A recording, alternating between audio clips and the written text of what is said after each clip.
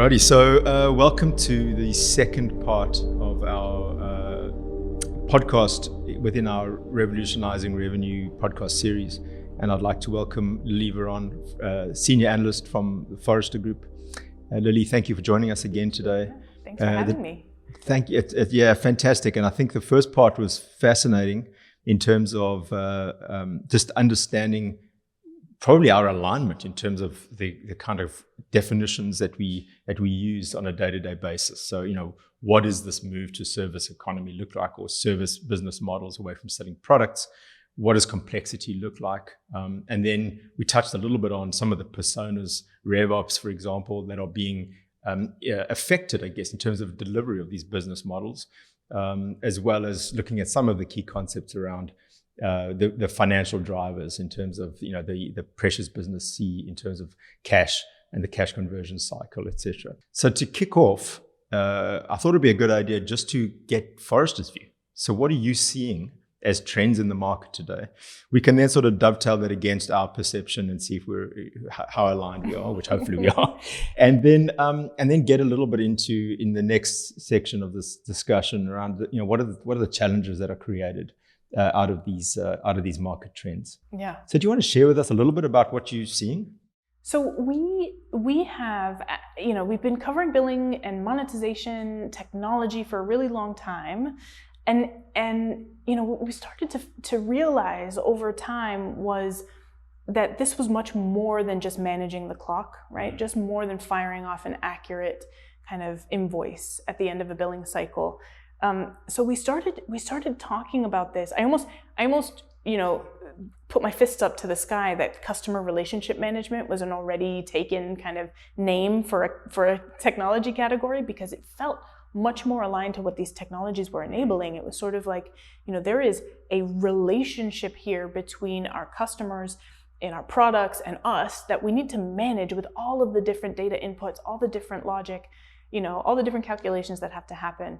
But that's what's been really beautiful, is we started to see this kind of evolution of these solutions as just kind of point, let's say, superpowered calculators that came in the early days, and now are actually, kind of this really important center of gravity in what we might call the revenue life cycle, because it's really enabling that front office creativity, and it's enabling that compliance with the back office, recognizing that both of those domains have important jobs in and of themselves, right? And it's sort of this Goldilocks moment of, we need to ensure that the front office is compliant with the back office, but we need the front office to be able to do a little bit more in the art of the possible than the back office might be able to support. And so we've been starting to call this the resurgence of the middle office.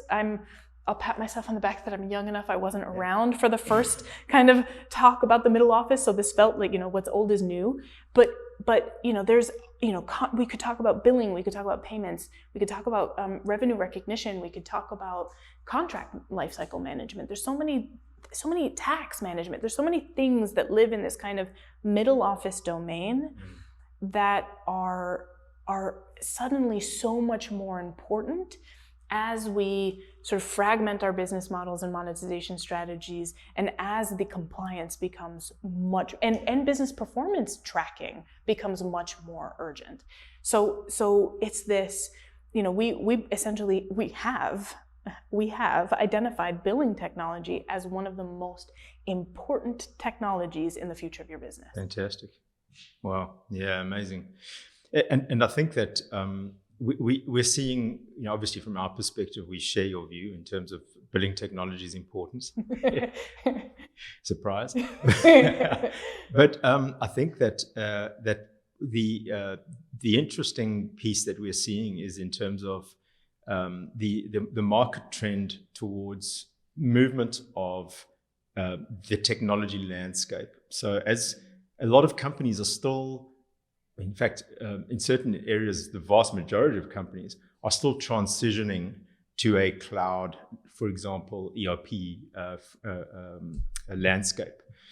And so one of the trends we're seeing is that as companies are moving towards a less on-premise based technology infrastructure, the counter pressure is to make these changes that we spoke about in terms of changes to business model. So how do they navigate this pressure to move in terms of system environment, and at the same time evolve their business to where it needs to be? So if you clicked your fingers and today they had the landscape that allowed them to serve these models to their customers, that's the dream state, isn't it? But it's ever changing. So one of the trends that we are seeing is this pressure to solve the revenue problem today, or the revenue challenge, let's rather put it today, and at the same time cater for a line of sight that's needed that at some point in time the end systems will be different. So we can call it finance transformation, systems transformation, digital transformation, whichever form of transformation we're looking at. There's a change, and there's this pressure point between technological change and business model evolution. Yeah, when we also look at, because of that exact precise thing, every system in the business technology stack is evolving to be more, let's say, we could call it digital friendly, we could call it recurring business model friendly, subscription friendly, more customer success friendly, whatever we want to call it. This sort of move to more of a retention mindset rather than an acquisition mindset. The entire technology stack is evolving. And so you've got this, I'm sure everyone sort of says this in every category, it's getting harder and harder to kind of delineate between the role and domain of this business application and the role and domain of this business application, and vice versa. And so you've got kind of, what is validating is that you see every solution, CRM solutions, ERP, or what Forrester calls DOP, the digital operations platforms, both of those huge umbrella categories that have infinite numbers of applications underneath them, they, the big players in the market have acknowledged the importance of this thing that we're talking about today, of billing and monetization, because they've made acquisitions or product development moves in that direction, because everything is kind of, again, my favorite word, converging, but we're moving into this middle office, domain. And so you've got a really, really hard time. On one hand, you've got the validation, the recognition from the offering, the supplier landscape, that this is so important to success, that they're building offerings for it or buying offerings for it. But in the other way, you've got, this entire technology or business application landscape evolving in this direction, and a lot of Venn diagrams, a lot of overlaps. Oh yeah. So we talk about an amoeba. If our amoeba graphic. Yeah. Is you've got this nucleus in this space of business, billing logic and amendments management. Those are the only two things you need to do in order to be a billing or monetization tool. But that's rarely enough, and it's rarely what you get in the market, because you're trying to mitigate, the integration challenges upstream and downstream.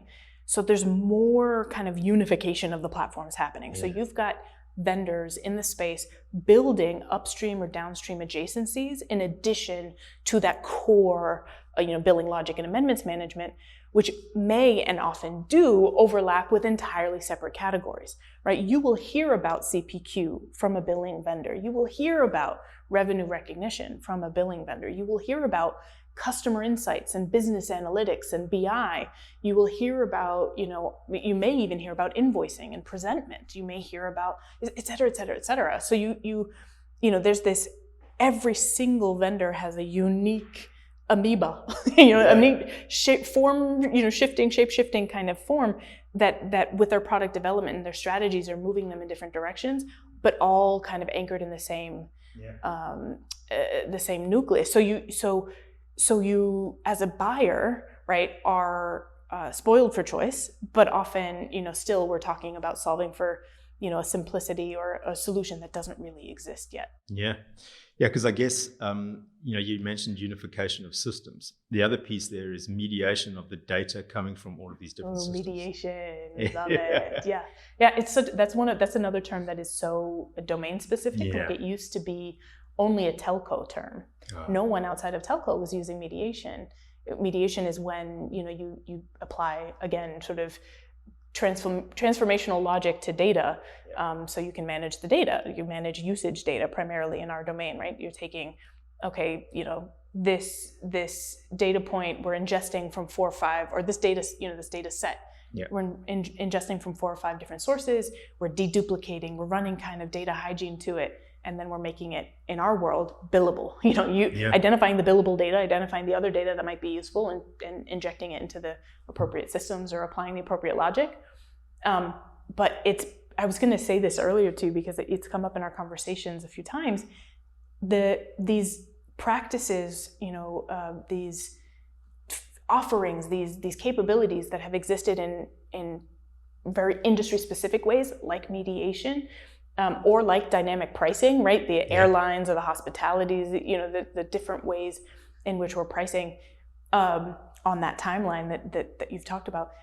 All of that is coming into more and more industries now, right? Yeah, because right. They're adopting. Exactly. Yeah, Yeah. So anyway, an offshoot, but the mediation point is a really, really incredible one. It becomes so much more important and a critical capability when you are reliant on A, many data sources, or B, a lot of data to run your business.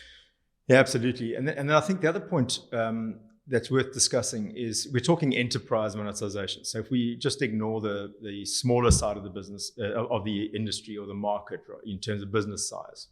So enterprise businesses, one of the areas that we've seen is this acceptance of the fact that the requirement is actually to automate 100% of these business models, as opposed to accepting the fact that they could take a mass market approach and cater to 80% of the business model, because 20% can carry on being managed as they were in the past, kind of an as you were for the 20%.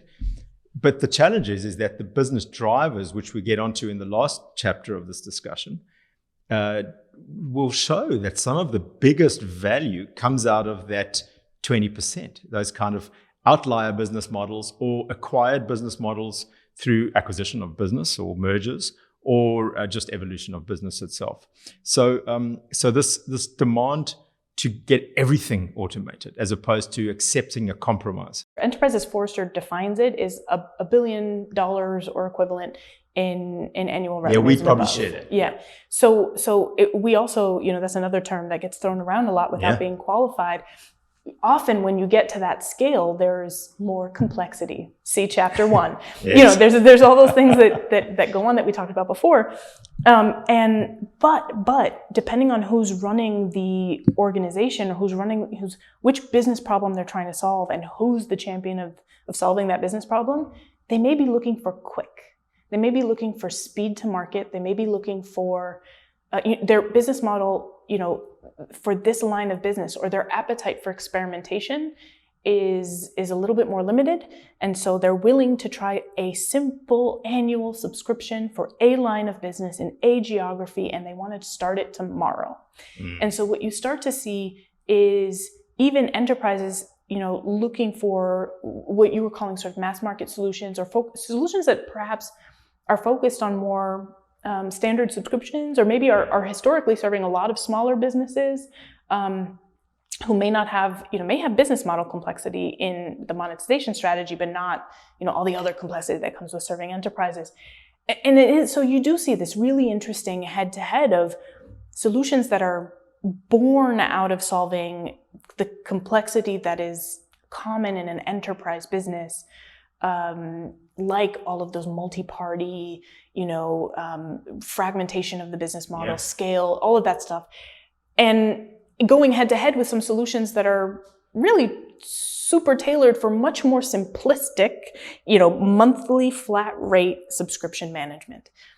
But they serve different needs. They serve, in a perfect world, we have an enterprise proven solution that gets off the ground as quickly as one of these, you don't even need to pick up a sales rep. You can just kind of call and get started, right? A developer, you got a real, kind of scrappy developer that wants to run with this. Cool. Yeah. There's a lot of reasons why that isn't also always feasible or desirable, but, that's usually what comes out head to head is you've got sort of, that's the trade-off. You've got sort of simplicity and, let's say, standardization and speed, usually at odds with more contract considerations, more procurement process, the process that goes into buying an enterprise application.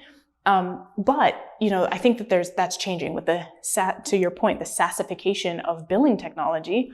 The more cloud native a company is, and I use cloud native actually to say like born in the cloud, multi-tenant from the beginning, or operating as a cloud service, a cloud business, which is there's a whole other podcast about like what how you change as a business when you become cloud, but that is growing in the enterprise space, and there are very few solutions that manage to straddle kind of speed and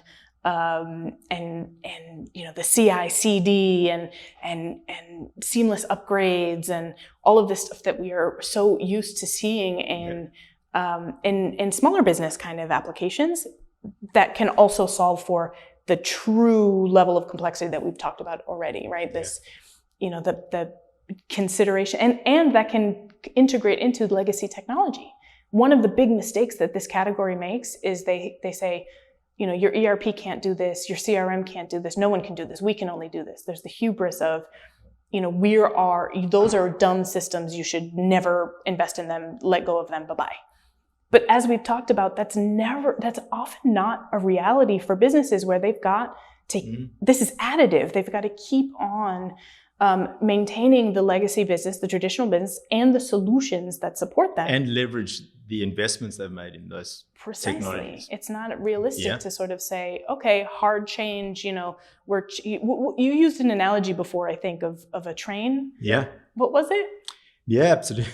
So so what we see is, in the analogy I use, is there's a train on the tracks, it's in a station. And often what the technology transformation journey for us feels like there's a waiting game for technologies to change before we move on to different tracks, whereas a lot of these business values are then lost. So the analogy is to say, well, start the journey now, solve these revenue challenges. And the numbers are massive. I mean, we're talking about not just an impact on operational cost or revenue potential or working capital. We're talking about profit impact down the line, and we can talk about that in the final chapter. But solve those things now, get those fixed now, and then when the time is right, with the train analogy, pull the lever and shift tracks.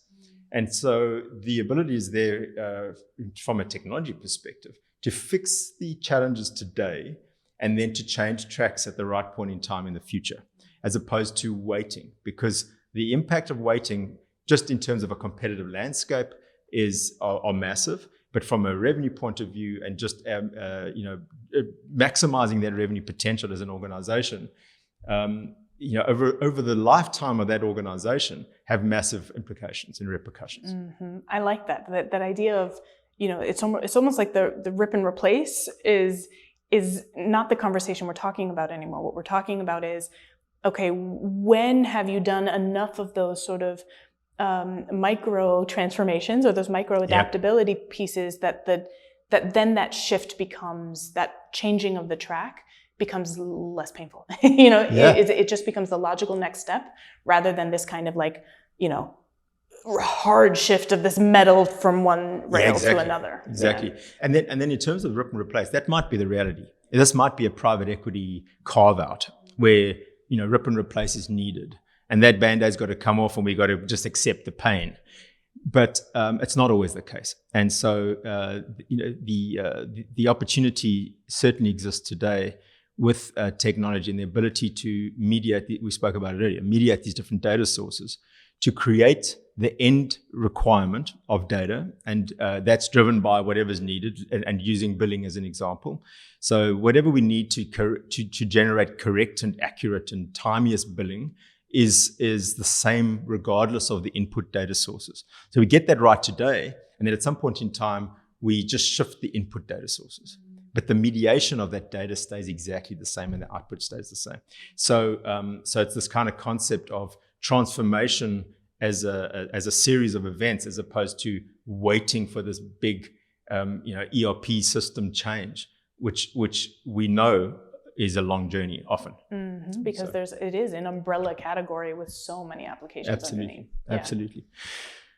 Lillian, then sort of the final discussion point, I think, in terms of this chapter of our podcast, I think, which is useful talking about, is we've spoken about business model change. We've spoken about the move from selling products to services and all those good things, which I see as a direct impact on the market. But in addition to that, we're seeing these peripheral industries having to change to be able to adopt to their customers' needs. So just for example, your third-party logistics businesses having to move from being a third party to a fourth party or 4PL. So now looking at getting involved in responsibility for performance and taking margins, percentages of margins based on that performance. Or the kind of movement to the warehouse as a service model to cater for the changes in my customers' requirements from a traditional logistics company.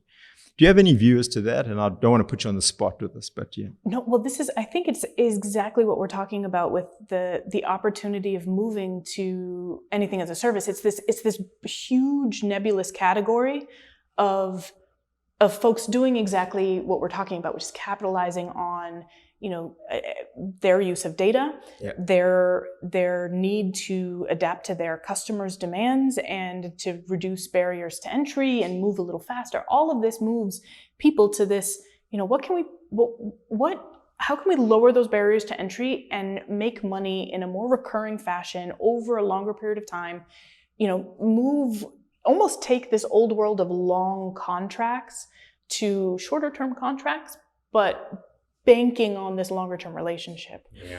And so you see this, even software providers are going through the same, it's like we used to sell this box of software you downloaded and now we're offering software as a service. And so it's the same sort of in a macro way, it's the same move. It's just, to your point, happening now in industries that were a little bit harder to make that move to begin with, that they didn't have the software applications for their industry ready for it, or their customers weren't ready for it, right? That's a huge shift too, the appetite for it, how willing or how are their procurement processes ready for that kind of relationship, like that kind of thing. So we're starting to see all of these other industries. And I think that's why we talk about, we can make this blanket statement that billing technology is one of the more important technologies, one of the most important technologies in the future of your business.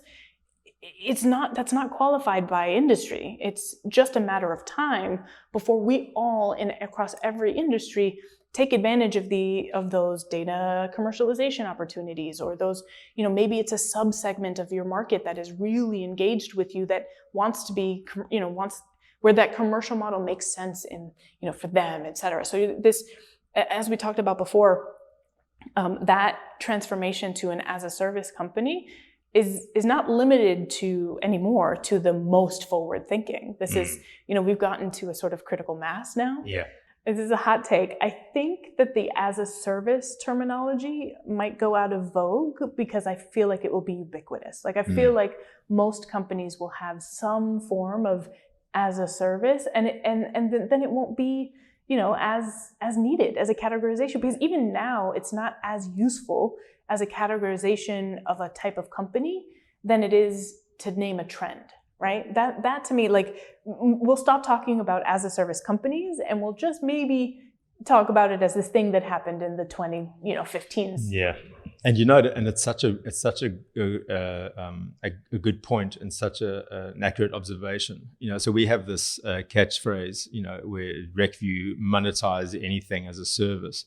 And what I'll often do is I'll share that, but then I'll just drop the as a service. So we just move RecVue monetize anything, because that's actually, you're right. It's like the as a service piece. It's just a way of doing business, and it's not exclusive. Mm-hmm. Absolutely, yeah. It's this, it's helpful for us as humans to categorize things, and I think it was a useful term at the time to really, put a name to this sea change, but yeah, I think it's going to fall out of vogue. Yeah. And so now that we've just decided that as a service is going to fall out of vogue, let's use it and talk about data as a service. Yeah. Because I think that's the other thing. So one of the trends, given the fact that we are talking about trends, one of the trends that we've seen has been this movement from providing the intelligence based on the data that we're collecting. So we have volumes of transactional data coming into the system, moving away from a static reporting view, which says, well, you have a waterfall report that you want to see in terms of predicting revenue or whatever the case may be, to providing that data as a service. So publishing that data to a business intelligence tool, which pulls data from other sources to be able to get additional context to whatever that data is. Do you want to talk to that briefly? That, I think, is the hottest trend in the market at the moment. So this push or this question, one of the burning questions I get mostly from the vendor side, the supplier side, is, do we need dashboards anymore? Yeah. Right? Absolutely. What UI should we even bother creating? Because so much of the business is API centric. And so much of so many of the enterprise companies have invested in heavy duty, either data warehouses and then BI tools, enterprise BI tools. And so there is this tug, the sort of tug of war between really wanting kind of specialized data insights from our billing provider, because everything flows in and out of billing and, et cetera, to, hey, just give me those APIs.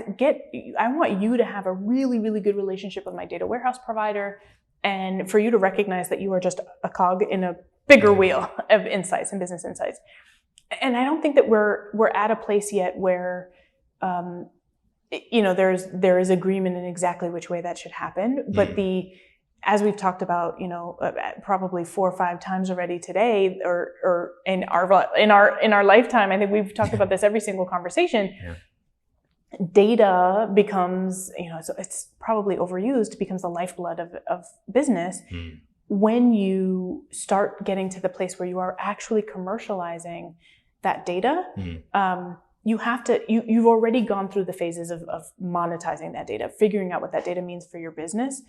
And then, so then once you've matured into the commercializing of it, where you need perhaps really sophisticated usage logic or rating logic, you never stop monetizing, you never stop commercializing, right? And the data always becomes mission critical to executing on these things. So the exportability of that data and the mediation of that data, as we talked about before, the treatment of that data to make it useful, and to mitigate even like commercial considerations come in here too, where, my vendor wants to export all of this data, but then I get charged by volume of data ingested, right? And so I don't want to ingest the duplicate data, right? And so there's all these you want to carve it up to what you really need, exactly, into the systems that you need it, because it may not all be needed in your BI tool. Right. The old saying of every software solution is an analytics solution. Yeah. Now we're talking about, even though I said hot take data as a service, as a service is going away, now we're talking about every solution as kind of as a data as a service solution, because they're recognizing every solution in your tech landscape has a unique perspective of your data. Yeah. What can they contribute to your overall kind of operational optimization, monetization optimization, experience optimization, whatever it might be, right? How do you have all the pieces working together? And so that's the next foray. That's what's happening right now in the market. Brilliant. Yeah, absolutely. And we're seeing exactly the same thing, even just from our own solution set point of view, not even from a service provision to our customers. Our own customers, in terms of their demand, I guess, for the intelligence that sits within the system.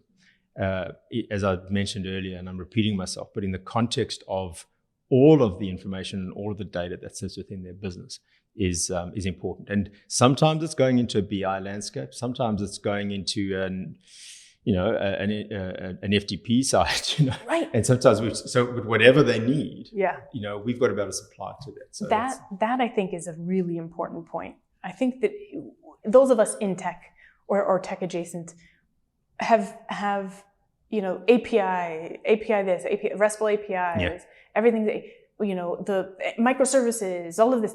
The customers don't care about microservices. Yeah. They care about the outcome of it, right? They care about Absolutely. getting those updates and having the best possible solution that is available from their solution provider at that moment, right? And that's enabled by the vendor adopting microservices.